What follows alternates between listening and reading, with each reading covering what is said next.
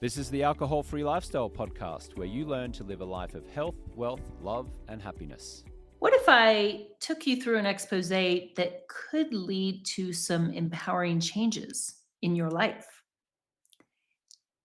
If that sounds good, stick around. I'm Victoria English. I'm the head coach at Alcohol Free Lifestyle. And today, I am pulling back the curtain. I'm pulling back the curtain on one of the biggest drivers behind holiday cheer: alcohol.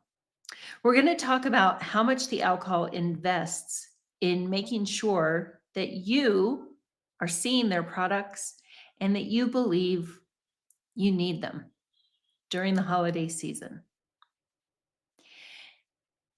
Think back to when you remember your first association of alcohol and the holidays. Just as an example, we will use Christmas. For me, it was the Asti Spumante. Is that champagne? Some version of sparkling wine commercials. I was born in 1970, so I was just a kid, but I do remember the sparkly dress that the lady was wearing and the glinting Christmas lights on the tree and the way the two champagne glasses clinked together and how it sounded like one of the Christmas bells. Can you hear the song in your head?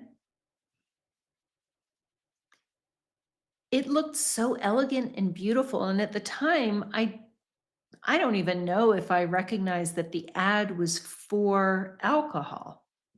In fact, in my own life, even at that age, I was aware that alcohol wasn't really a good thing in my home. Thankfully, that came to pass.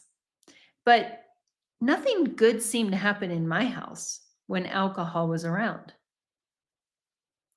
And so I don't know if I recognized it as an ad for alcohol or just an ad for how Christmas was supposed to be once you're a grown up.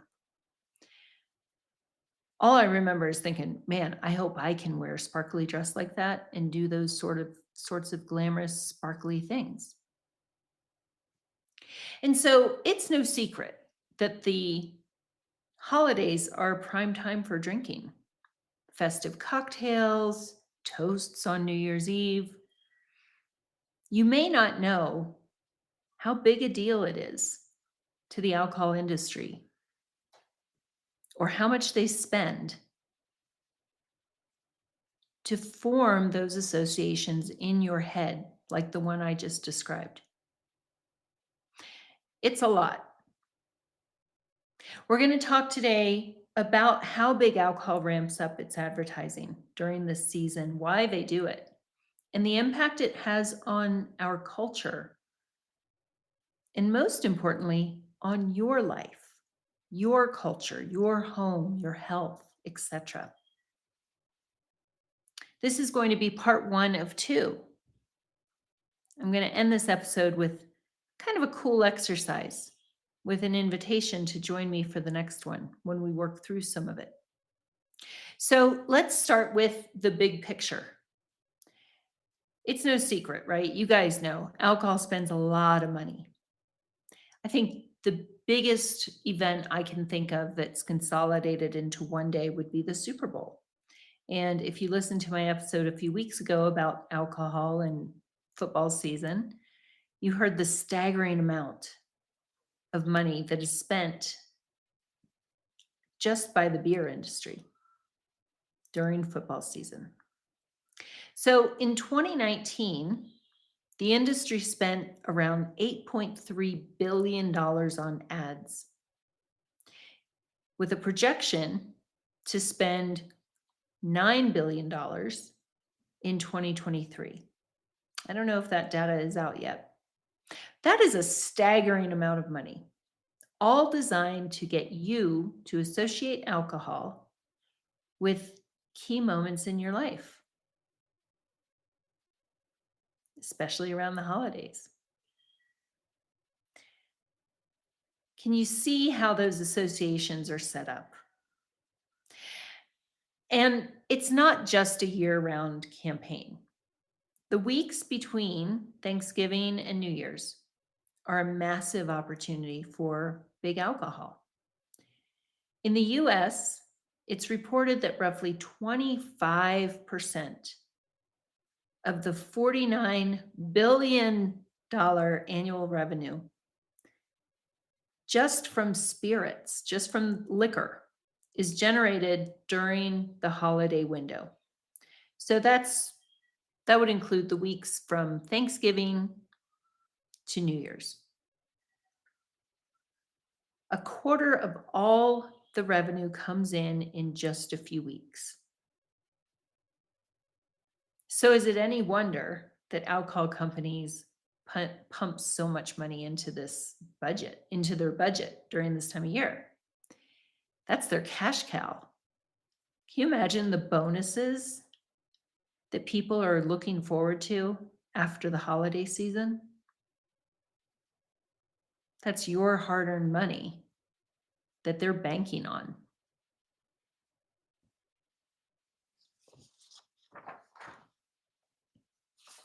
So let's take ourselves a bit forward in time to November. It's late October now, so you might be November when you hear this.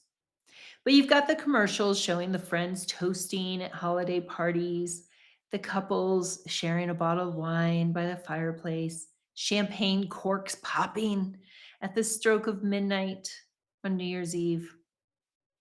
And so the message that you are receiving, that I received from the time I was a little girl, is that alcohol isn't just part of the holiday. It makes the holiday.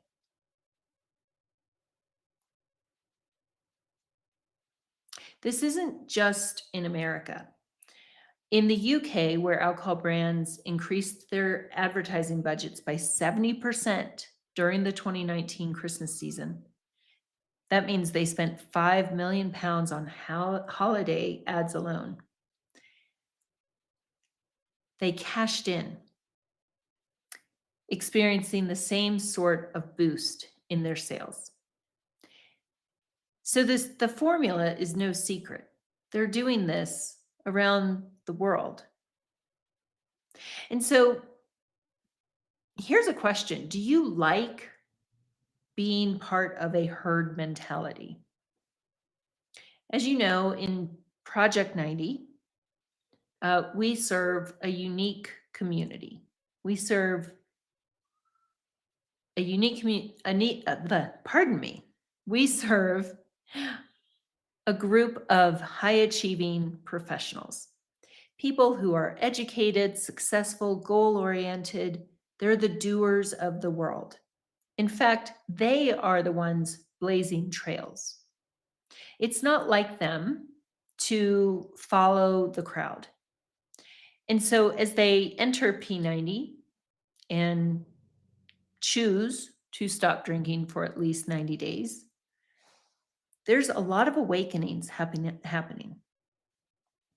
They are seeing that, whoa, I didn't even realize it, but I've just been a lemming. Wow, that doesn't even sound like me. I'm the opposite of that. I'm the one creating the trends, blazing the trails.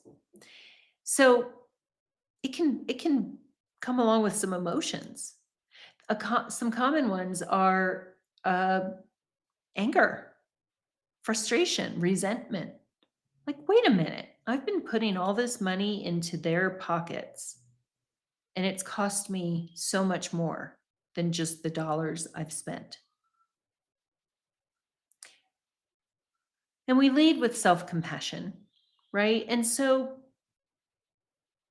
as we unmask big alcohol, we recognize that, okay, we didn't choose to be a lemming. We were bombarded by images of alcohol and how it's the ultimate party favor. We need it at every event. And so even though these beliefs were not of our choosing, we can understand how they came to be.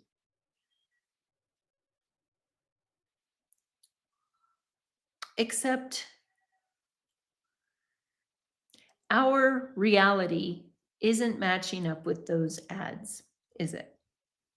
If it were, you probably wouldn't be listening to this episode. If your drinking looked like one of the holiday ads, you wouldn't be here now. So if you are here, it's likely that you're experiencing a high level of cognitive dissonance, meaning that two truths seem true. On one hand, I used to have fun drinking alcohol. I've had some great holiday parties and I need it. Of course I'm going to drink at the holidays. And then on the other hand, the other truth is I used to have fun drinking during the holidays and now it just makes things worse. I know I'm expected to drink. But how in the world am I going to do that? Or I've made promises not to drink.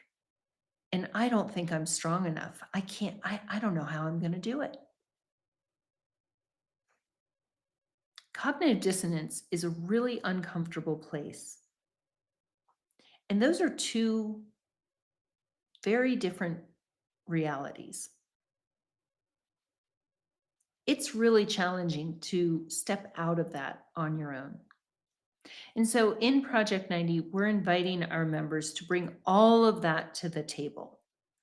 Let's talk about what used to be true or what we really thought was true and how those truths became diluted, muddled, dirtied by the reality of what drinking was doing to in our lives.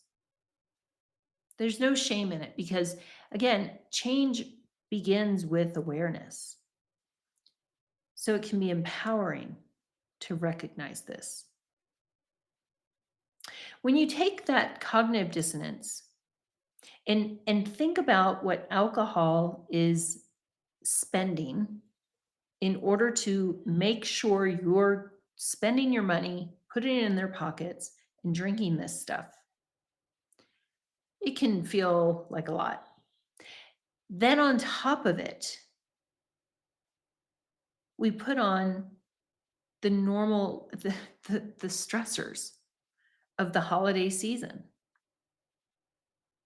Family dynamics, financial pressures, the emotional weight of the season, more cognitive dissonance. Because again, it's marketed as a way to cope or enhance the holidays. But the reality is, it's making things worse. Your sleep is disrupted during an already busy time of year, or a profoundly lonely, empty time of year because of some circumstances that life dealt you.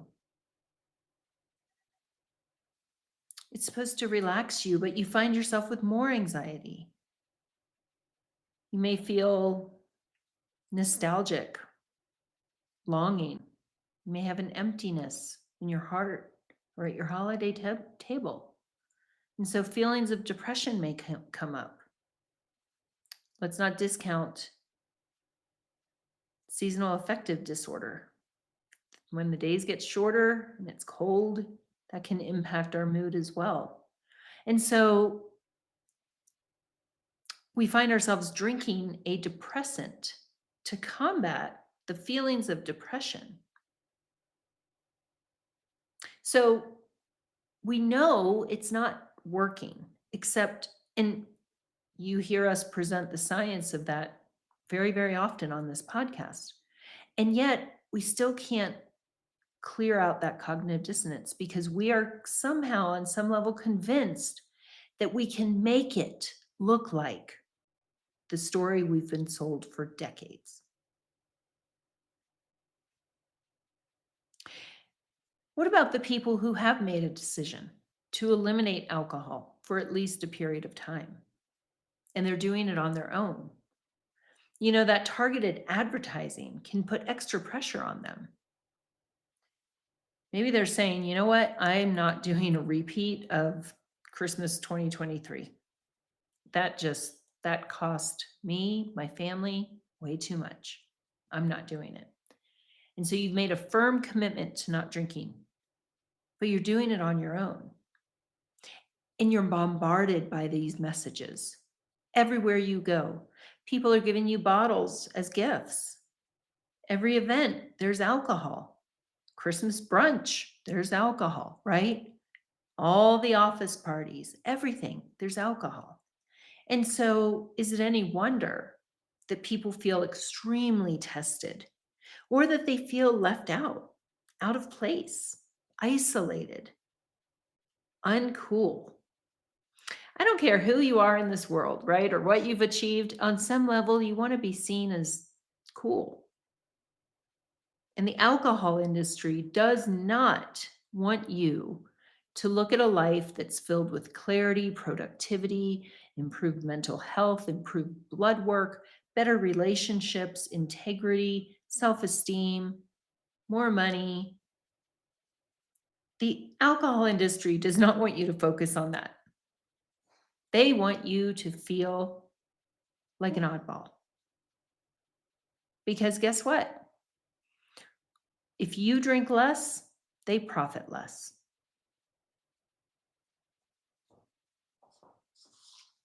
That got me pretty frustrated, to be honest. Like, wait a minute. They're counting on my continued misery. I wonder how many vacations I paid for some of these executives. Well, it took money out of my account. And certainly the biggest issue was not the money that I spent. It was the real cost. How about you? And so let's do a little exercise together. I call it I Spy a Lie. In my next episode, I'm going to share some tools, some tactics that may help you reframe this holiday season. But let's increase our awareness between now and then. I spy a lie. As you know, the stores are in full holiday mode. And so when you're out and about in the coming days, maybe take a little notepad with you or open the Notes app on your phone and title it I Spy a Lie. And when you see a billboard, an ad at the grocery store, strategically placed bottles wherever you go, holiday mocktails, holiday cocktails being advertised, whatever it is. Look on Instagram, look on Facebook. What are you seeing? Is it true for you? Is it really true in general? And then jot it down. If you would like to share these things, I would love to hear from you. You can post on Instagram, you can send us a message. You can my Instagram is Victoria English 1111. James is James Swanwick. We'd love to hear your I Spy a Lie. What do you see? What's really going on around you? Let's start to identify these things. And then we're going to dismantle them so that you can make an informed choice as we head into this holiday season. If you've heard enough and you're like, you know what, I don't want to do another holiday season on my own. I don't have a great track record. And it doesn't align with who I really am because I'm a disciplined, orderly, goal-oriented person, except when it comes to this. Go ahead and take action now. You don't have to wait. You've waited long enough. You can book that free 15-minute discovery call. Just have a conversation. Maybe you're a fit for our program for Project 90, maybe not. Either way, it's a huge step in the right direction. You'll speak with one of our coaches, and you guys can decide together what might work. Until next time, take good care and have an awesome day. Thanks so much for listening. If you'd like to learn more about our stop drinking services, you can go to alcoholfreelifestyle.com. You can follow me on Instagram at James Swanwick. Our YouTube channel is at alcoholfreelifestyle.com/YouTube, or you can send me an email at james@alcoholfreelifestyle.com.